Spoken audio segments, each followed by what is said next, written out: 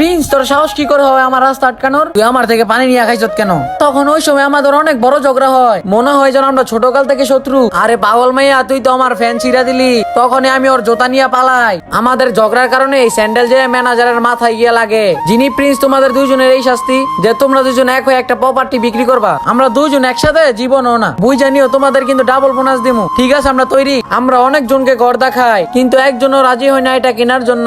পরে আমরা দুইজন বৈশা একটা আইডিয়া আমাদের মাথায় আসে। পরে আমাদের এক ধনী চাচিরে বাসায় আনার জন্য প্ল্যান করি। চাচিজি, এই ঘর তো আপনার মতো একটা সুন্দর মহিলার জন্যই বানাইবে। তুমি পাগল নাকি? এটা মহিলা না চাচিজি, আপনারা তো এখনো 16 বছরের মতো লাগে। আরে চাচিজি, আপনি যদি এইখানে থাকেন তাহলে আপনার সৌন্দর্য 4 গুণ বাইরে যাইবে। শেষমেশ এই প্রপার্টি আমরা চাচির কাছে সেল করে দেই। এই সালের সবচেয়ে বেস্ট অ্যাওয়ার্ড পাইলো লায়লা। তখনই আমরা হয়রান হয়ে যাই, কারণ ওর গার্লফ্রেন্ড লায়লা তার জন্য অ্যাওয়ার্ড পাইছে। তখনই কোম্পানির মালিক এসে ওদেরকে বাইর করে দেয়। দাদাজি, আপনি এখানে? এটা শুনে আমি অবাক হয়ে যাই, এটা তো প্রিন্সের দাদা। বন্ধুরা, পার্ট 2 জন্য তাড়াতাড়ি করে লাভ কমেন্ট করো।